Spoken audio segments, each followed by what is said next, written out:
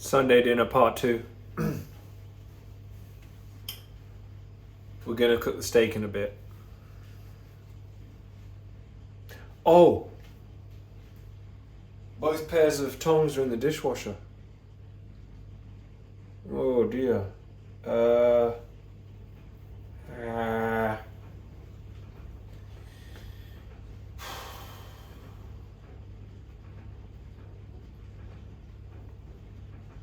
Decisions. Okay, well, let's just...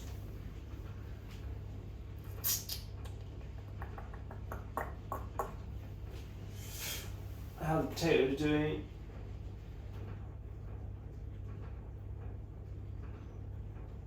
I'm going to turn the heat up slightly on that. They may be raw. Actually, they may not be done enough. I don't know. I'll go up to 170. Because I don't know. They need to brown a bit more, I think. So, potatoes. And this steak is going to be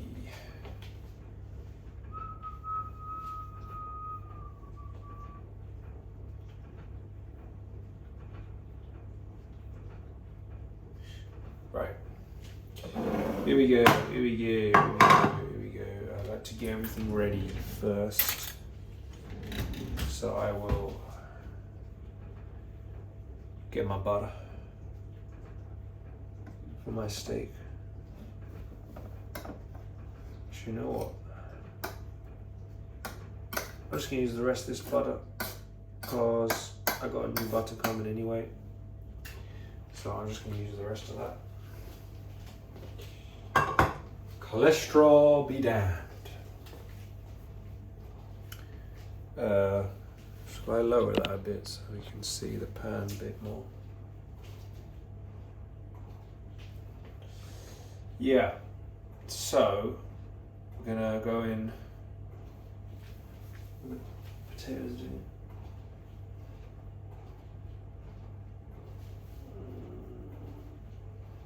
Can't tell if they're done.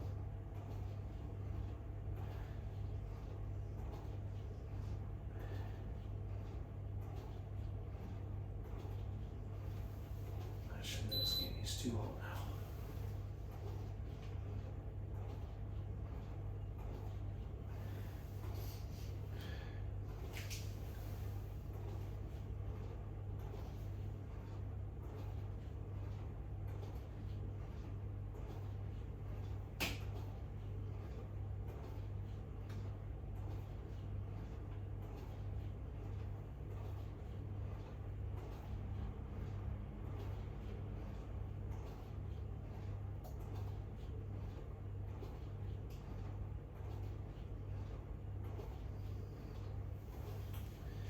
I think tomato stops potato from cooking.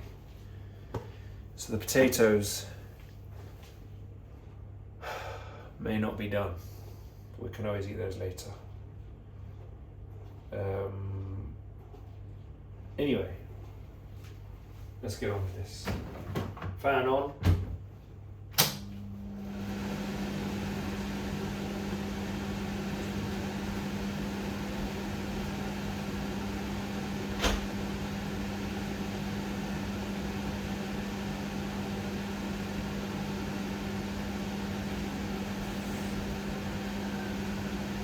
Right, we don't have the tongs.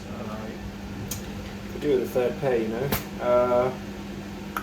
Next best thing. Probably a fork.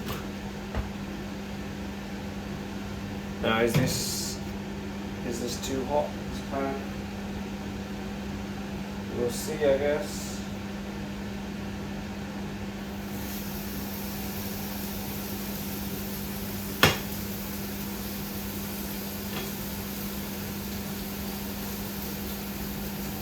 Well, the pan will be hotter, you know. It's not hot enough. I had it on for ages. You never tell. It's very much to do with the temperature of the steak and the room temperature. Very hot weather.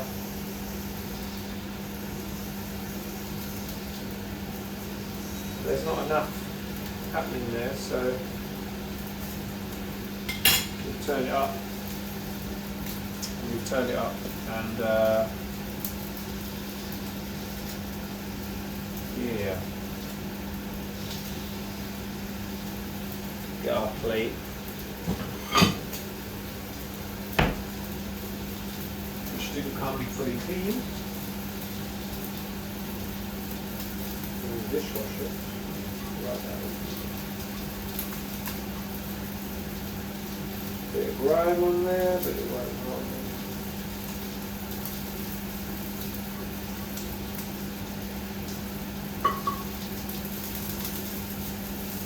Alright. Get that out of the way. Mine shot okay.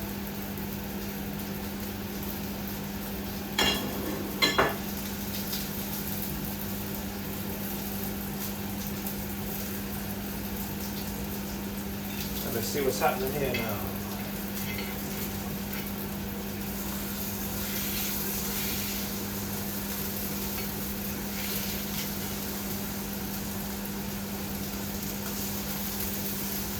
Can you see?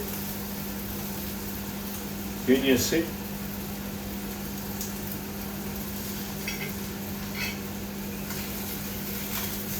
Well, it's easier with tongs, but it didn't really, we're not quite ready to turn it actually. I like it medium rare, but this is probably going to be medium today. Because it's to do with how quickly you cook it as well.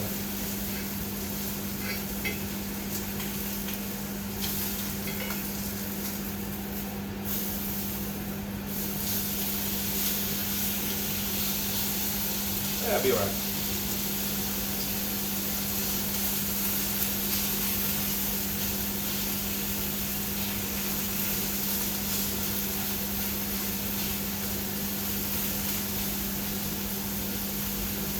Prefer a more marbled steak, but what are you going to do?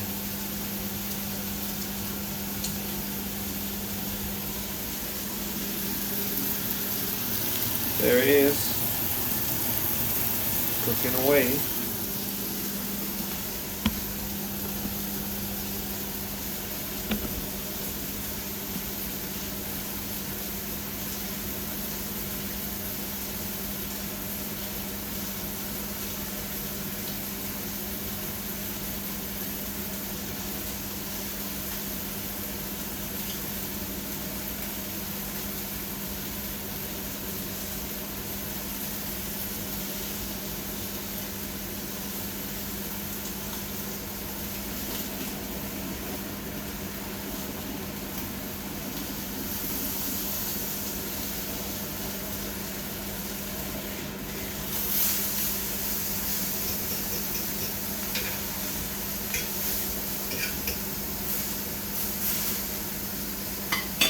Getting a nice crust on the steak.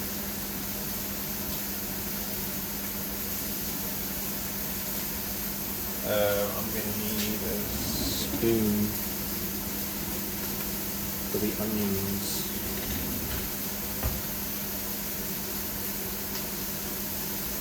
As my OCD, I always tip when my drawer's not clean, I always do that.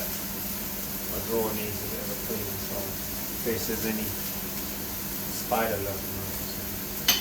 You never know nowadays. So anyway, I think we're looking at a good, oh yeah, this is like a good medium. I think we're coming up to a medium rare. I couldn't do the sides because I don't have the tongs to do it, but while we're still at a rare, it's an uneven steak. So one side is going to be more done than the other, but I'm happy with that. So for me, that's coming out. Onions are going straight in.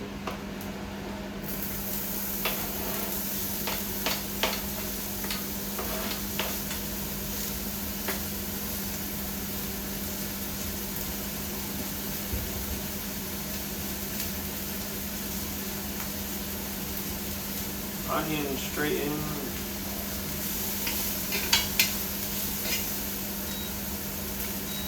Heat needs to go down a bit. You know what?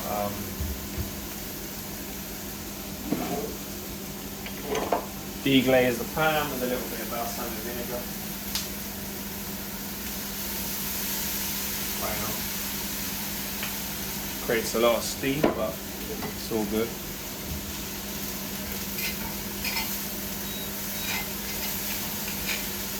I highly recommend you make a burger, you ever put onions in the pan and you want to deglaze balsamic vinegar, you get this nice kind of sweetness going on. I'm telling you. It's good.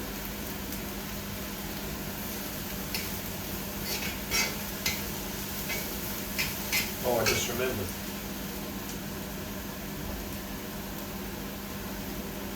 The butter on my steak.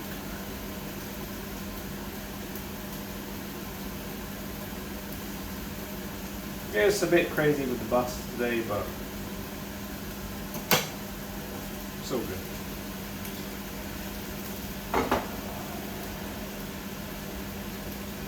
It's all good, baby.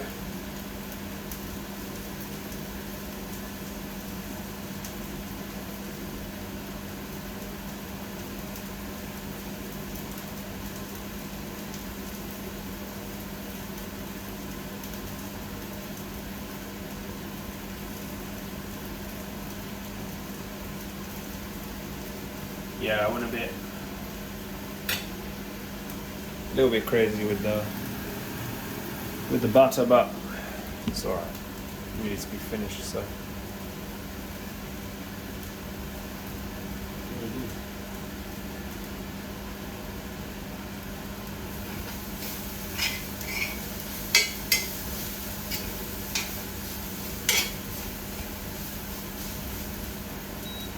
So these onions are looking good.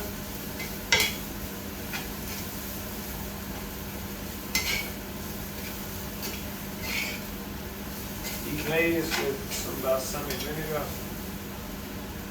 May even add a touch of salt. I know there was salt on the steak. But who cares?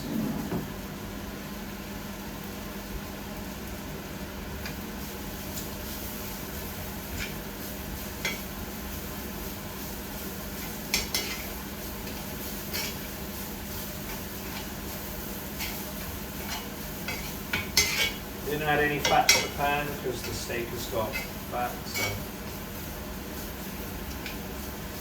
But, now that I think of it,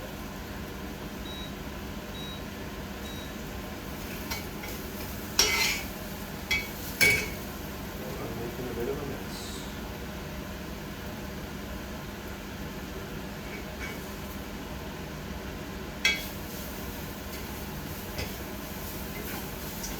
Now that I think of it, may as well add some of this excess butter, as there's kind of too much on the steak, so.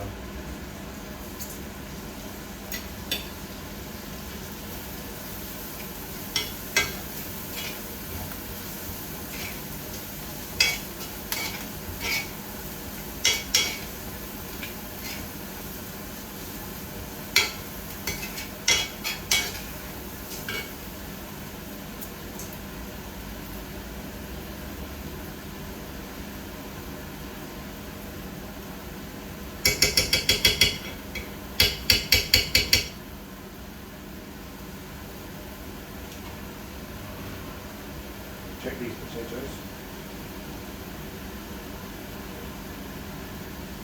Ah! You know what?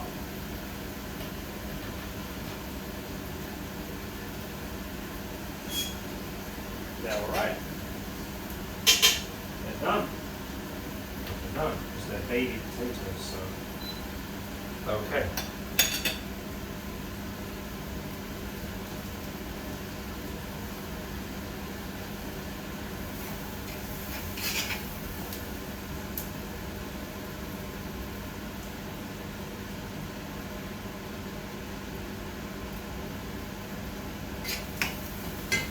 We're ready to plate up. We're ready to plate up.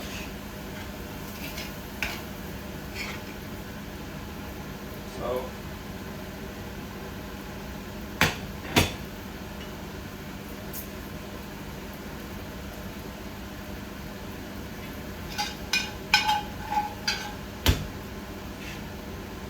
onions next to the steak.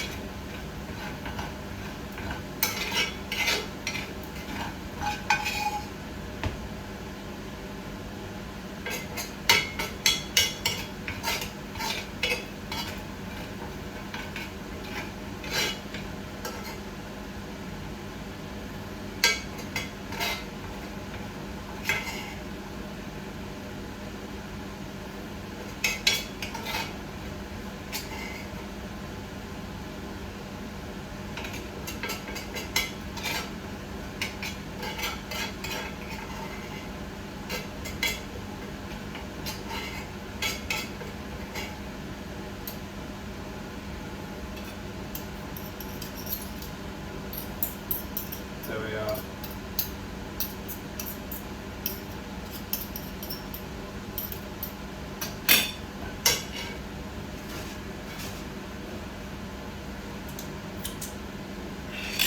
What?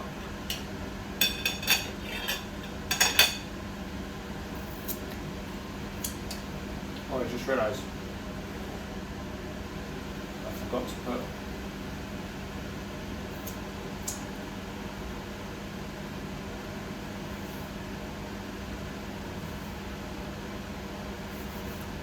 I could have got parsley on the steak. Actually, no, I don't know about that. Put parsley on the potatoes.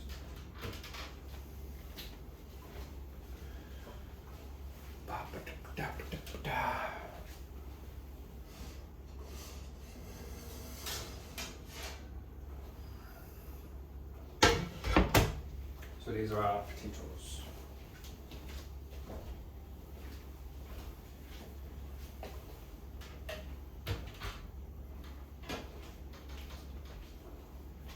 Potatoes. So I'll plate this up. Take the smaller ones for, actually no, I don't want to, just realised. Put the parsley on. Dried parsley over the potatoes.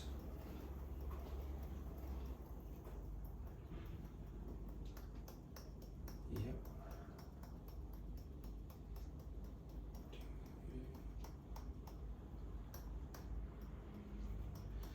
It's kind of going everywhere but on the potatoes. It's just going in the pan, but anyway.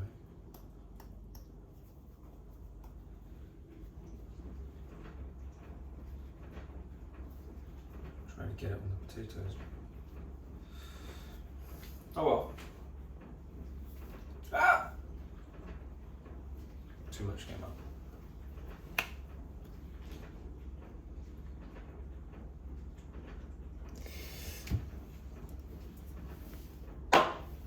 Right.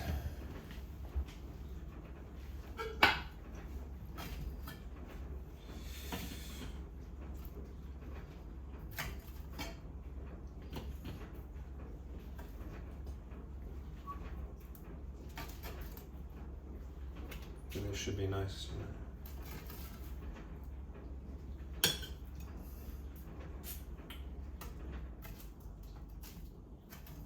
they kind of went crispy as well, even though they weren't parboiled. But hear that? What's that? Hear that? Yeah, some of them a bit crispy, not like super crispy.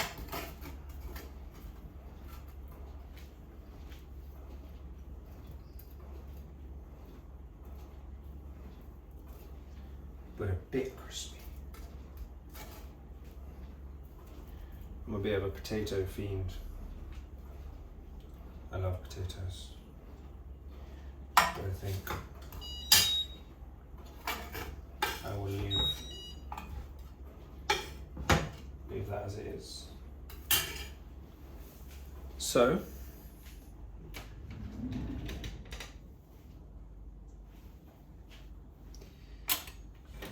we're gonna tuck in.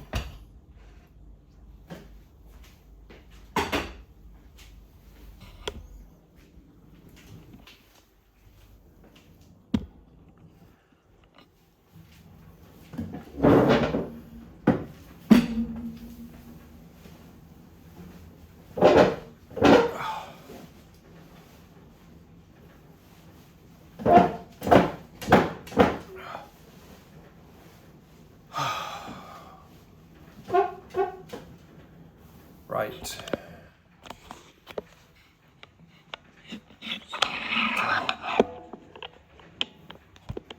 There it is.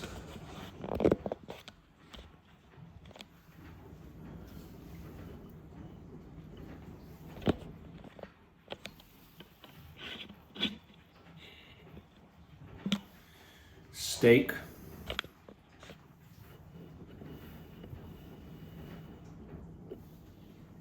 Steak, potatoes, onions. Let's cut into this steak.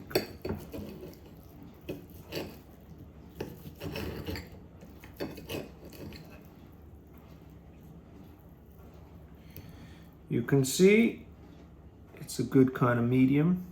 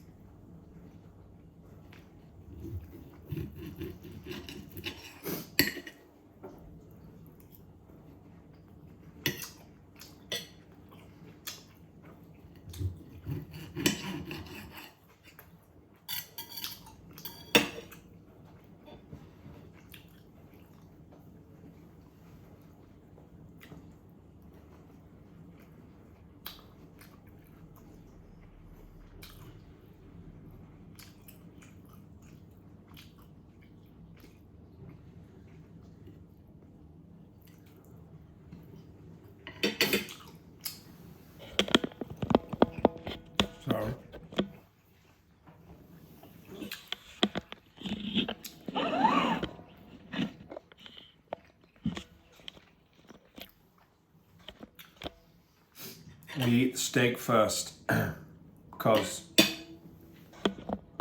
protein digests better in an acidic environment.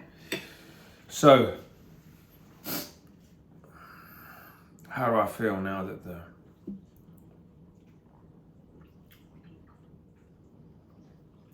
essential fatty acids are digesting in my stomach? Will be making their way to my small intestine, where they will be absorbed and eventually into the bloodstream and be utilized by the brain and can support the function of the brain. So I was vegan for 8 months, and I still yo-yo back and forth and try and do a bit of veganism and vegetarian, but when you're already struggling with your mental health, to try and take on a diet where it already had contributed, I think, to giving me an underactive thyroid, because I was used to meat my whole life, and then I was vegan for a long time. Then I suddenly craved meat, went back to meat, and then I had a GP's appointment and they said your thyroid is underactive. And I never had an issue with it prior to going vegan. So I think many minerals, probably iodine I was without, because iodine is in milk, it's in seafood, fish and seaweed, but you know, you have to balance it out, because the vegan food industry has a lot of serious issues. I mean, the whole fake meat thing, the amount of how unhealthy that is, and it's, you know, it's destructive to the planet. So there has to be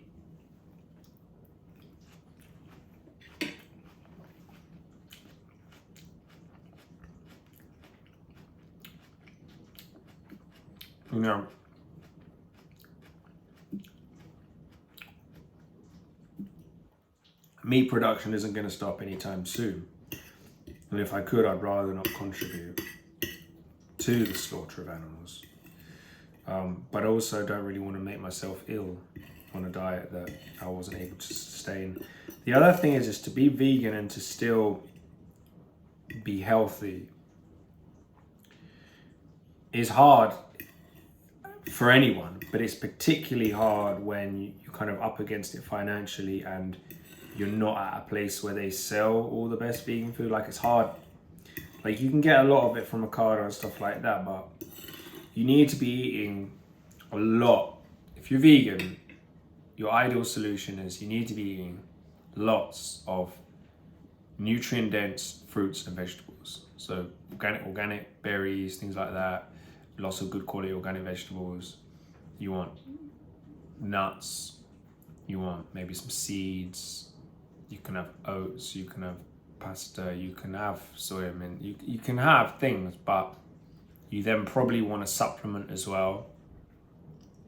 Get like a supplement that's tailored for your blood work. So you probably want to do something like, go for like, I don't know if Bionic do plant-based supplements or whatever, because nowadays the nutrients in fruits and vegetables is far less than what it used to be.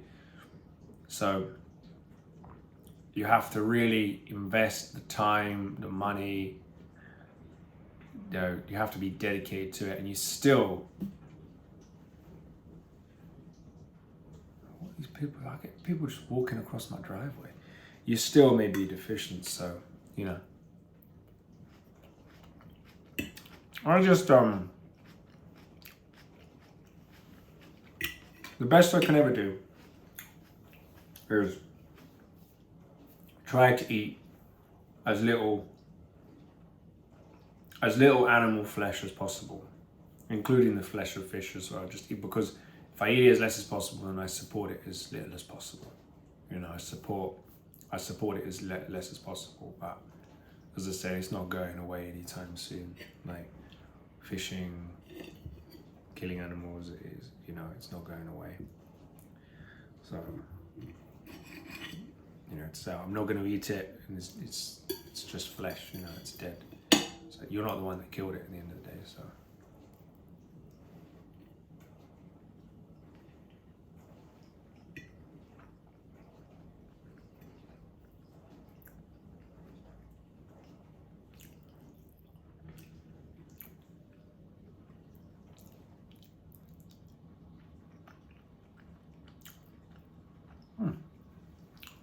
Potatoes are good, you know.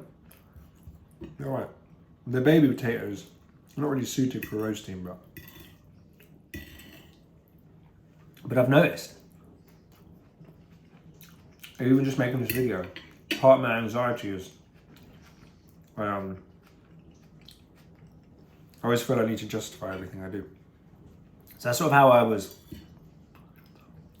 raised in a way. It was like, well, why are you doing this? Why are you doing that? Oh, this is the crispy potato.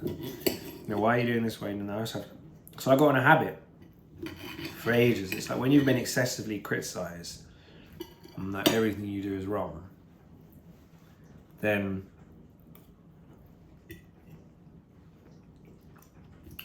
that potato, harissa spiced potato. Harissa spiced potatoes and a bit of onion. Very good.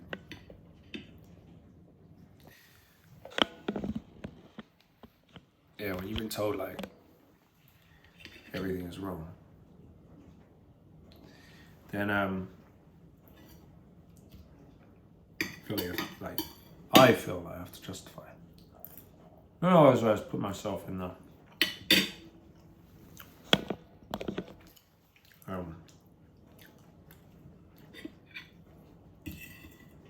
third person. I don't know.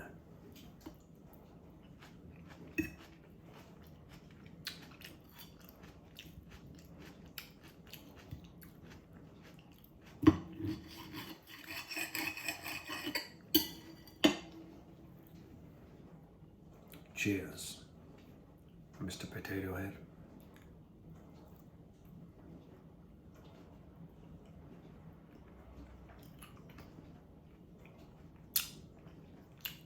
I'm definitely gonna do potatoes like this again. It's just harissa spice mix,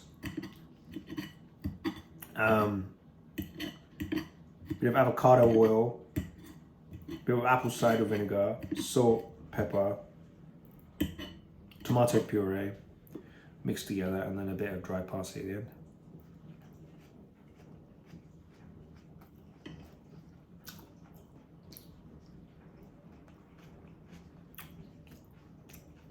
Solid.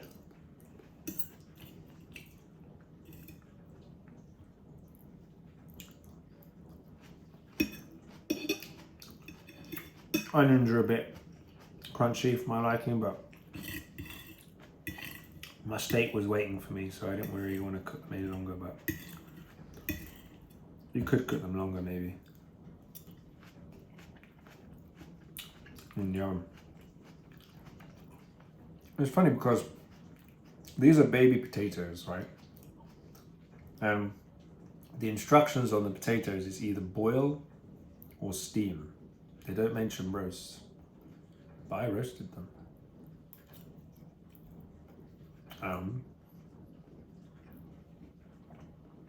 Perfect.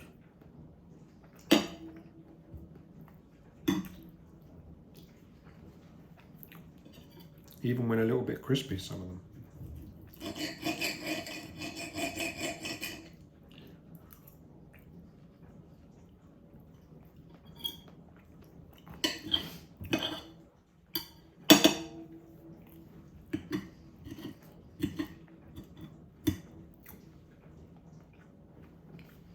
See the steam coming out of that? Oh yeah.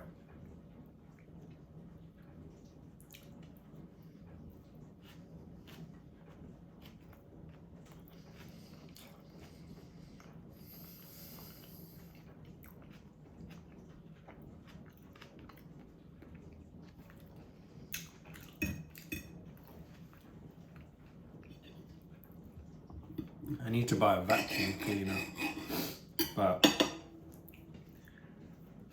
I don't really have the cash. I need like a decent cylinder that can do under the beds. Cylinder vacuum cleaner, and I'm debating whether to ask my mum, have they actually got a spare one? But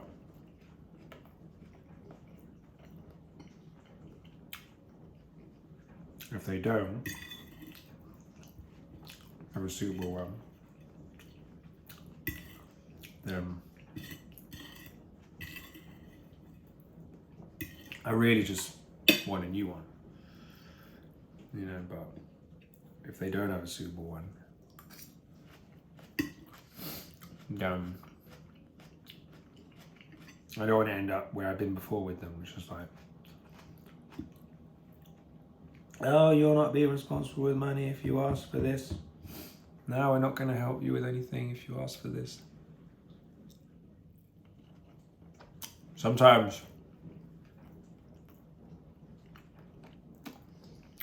ideally in a family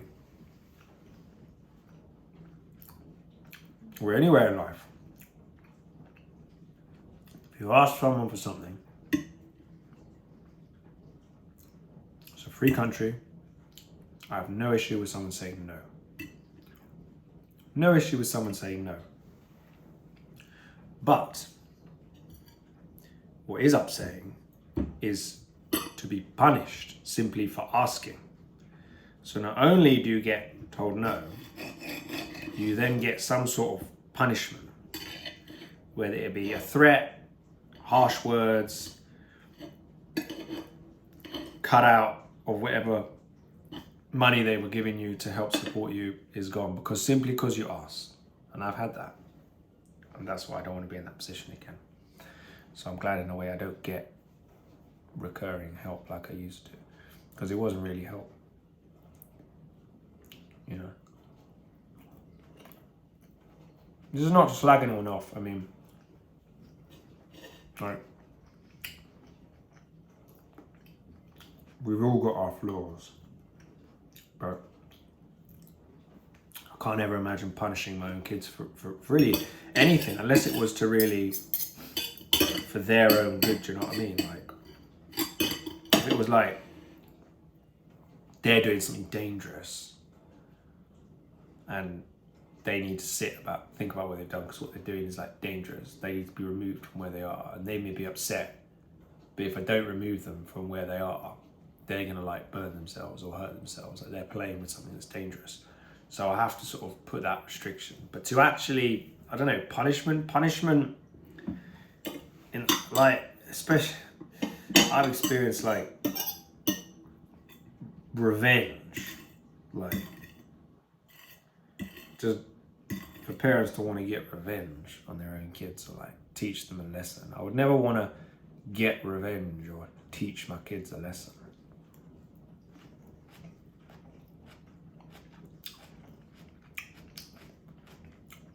I just want to support them, you know. That's it. Just be a good parent. But I saw a podcast a bit earlier, Rob Moore podcast, and there was something on about billionaires. And there was a guy who I hadn't heard before, I don't know his name, but he was on the podcast, and he basically said, you know, if you make a mistake with the tax system, you know, you could be punished. And that is how it works. The way the money system works and tax and the penalties and all of that, it can be harsh, especially if you just, it's an innocent error and you didn't think you did anything wrong, and suddenly you get some huge fine. And he's talking about some billionaire worth like 6.5 billion, and he was asked to pay 50 million. And 50 million pounds is a lot of money for most people, but for someone worth 6.5 billion, 50 million pounds is like, for the ordinary person, how much is the equivalent? Is like equivalent of like 500, like 100 quid, which most people have like had to pay at some point anyway, if not more, in terms of like penalties or this, that, and the other, taxes, whatever. Like, so I don't really understand what he's coming from. But one of the things he said, which is true, he said like, it's the government punishing its citizens for making an innocent mistake and not realizing that they needed to pay this or declare this or blah blah blah blah blah. So he's like, can you imagine he said like, can you imagine punishing your own kids for making a mistake? And that's exactly what I'm talking about. Kind of. Not exactly, but if I ask for something, okay, in hindsight, I've made a mistake. I shouldn't have bloody asked, because I've asked and I've been punished just for asking. It was a mistake to ask. But I know this though, because I listened to your audio about 48 Laws of Power. A lot of this is about people do what they can get away with. And if they're somewhat like narcissistic, no names, I'm not mentioning any names, but certain people I know are narcissistic. Now, if they are narcissistic, no. If you're a target for them, you're a target. That's it. You can wish all you want for things to be different.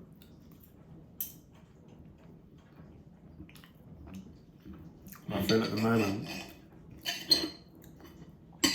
I may be going down, or what, I don't know, down a road to hell at the moment, because I don't know, I'm anxious every day that I got back in contact with my family.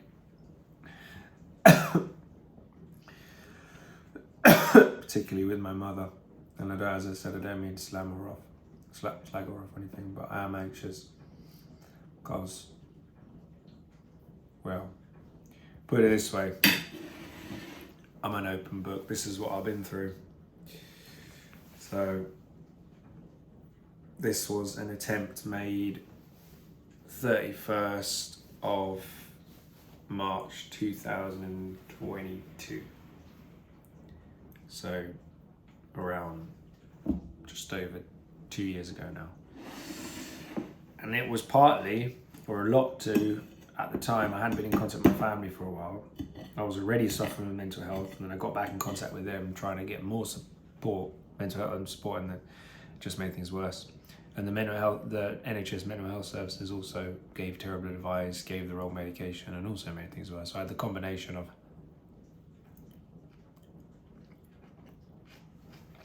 terrible support from NHS services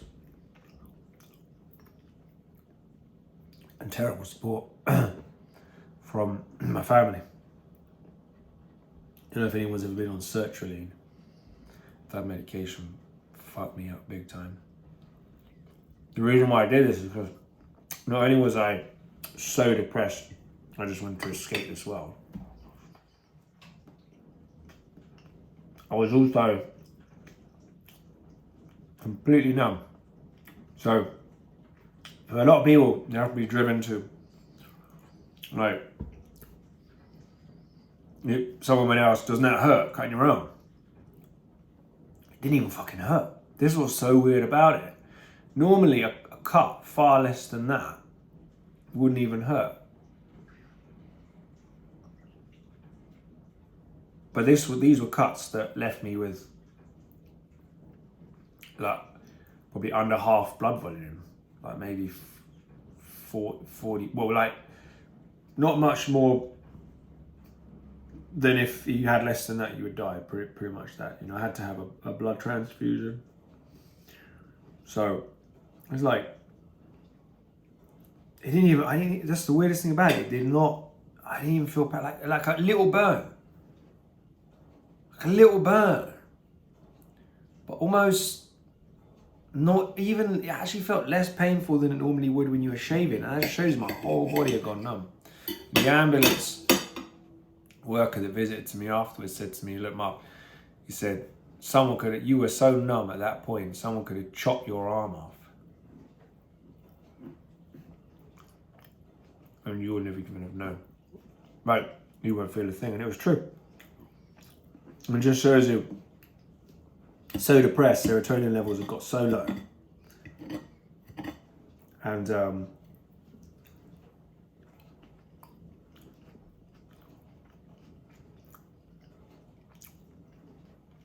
the physiological system was just screwed up. Numb. But artificially numb, because through the medication had kind of, because what it can do, if your serotonin levels are very low, it can temporarily take them even lower before it raises them, and it can create like an instability. And also that medication wasn't the one I even wanted to go on. I asked the GP for fluoxetine. He insisted on giving me sertraline. And I just wasn't mentally tough enough to sort of argue them about it. So it wasn't even the right medication. he was like a trainee GP. I mean, whether that's part of it, probably was. I reckon, like, I'd like to think most trainees are better than that. But he was a trainee GP, and wasn't tough enough to debate with him before. Okay, well, he's saying that's the right way to go. Let's see, you know.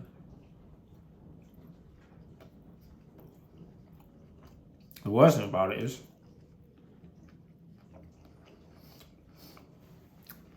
I'd been on it. The worst thing about this is I'd been on Searchstream before, and it worked terribly. It was crap for me. And I'd been on Flocksteam before, and it had been months, and it worked okay. And they should like see that on the record, like prescribed sertraline years ago, didn't collect repeat, went off it, was on Flocksteam, was on it for months. Like surely then they can work out by that, but I don't even know if they have my complete medical record. Because I had only relocated, it'd been almost a couple of years, but sometimes I think medical records not all the information, like one hand doesn't know what it's doing. I've had that loads of time with loads of government institutions. It is literally just such a waste of resources, like too many cooks spoil the broth. They're all kind of fighting around, but they're not synced up. They're not like nothing's getting like passed on when it should get passed on. And then you find that like information that was really confidential that shouldn't have got passed on did get passed on, and what needed to get passed on did not get passed on.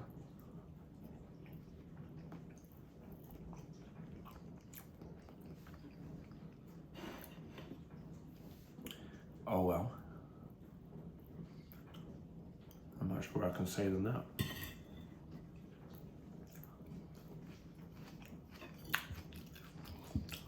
So I don't want to go down that road again. You know, that's partly why I'm doing these videos, is to sort of check myself. And then other people can keep an eye on me as well. It's like, I've got this fear inside me that I'm going to just lose it mentally, like go downhill again. End up, God knows what. I mean, I don't think I'll try and kill myself again because, well, you never know, but like, it was such an awful experience and it wasn't really what I wanted, and sort of like, I backed out when I realised it hadn't worked, and then I called the ambulance, and horrible thing to go through. Very scary. So, I don't want to go through that again. Well, that doesn't mean that I couldn't end up with severe depression again and sort of be put in a position where it's like, fuck, I've got no other option other to go on meds. It's a shame that I actually think like pretty much no one would ever need to go on any sort of psychiatric medication, especially for depression, if it wasn't for the fact that like, just don't abuse your kids. That's it, really. If parents just didn't abuse their kids, and if the system didn't then further abuse you. The old mental health workers that I was in touch with at the time, they were literally doing assessments and judging me and mocking me, just making things 10 times worse.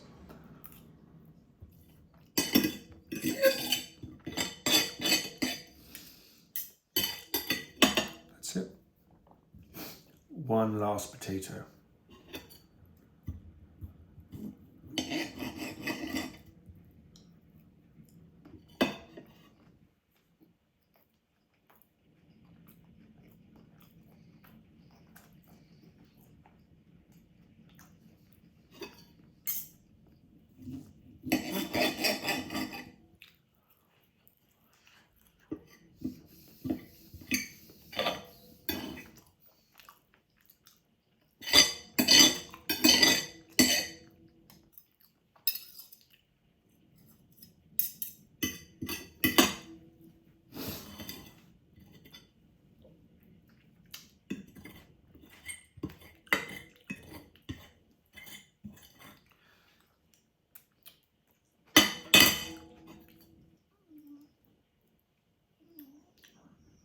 kind of needed to say this before I had the meal, but I didn't think of it.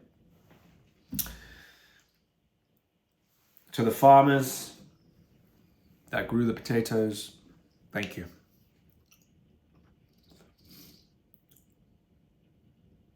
To the farmers that grew the onions, thank you. For the farmers that grew the spices, thank you.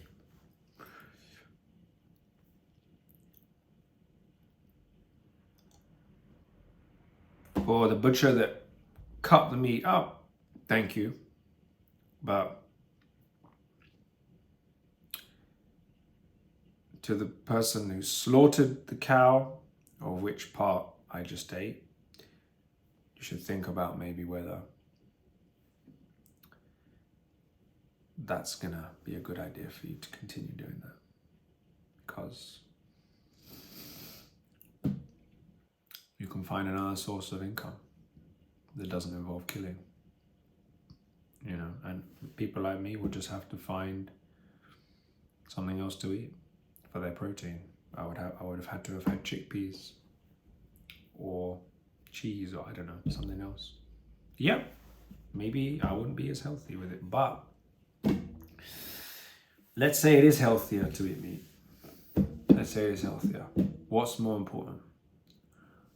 Our health and how long we live, or our conscience and our morals and how we treat our fellow beings? Because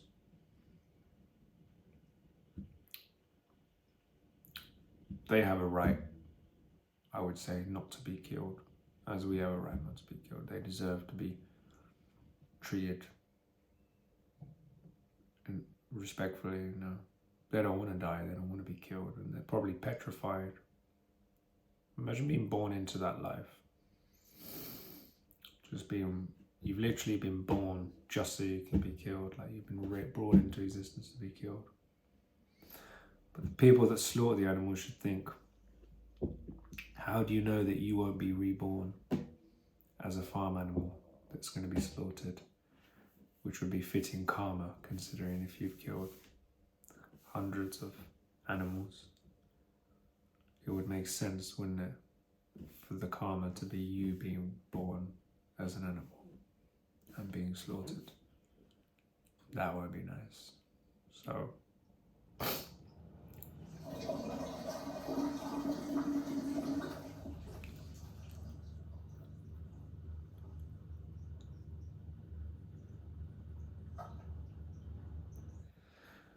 it wouldn't be fun to be reborn in hell, that's for sure.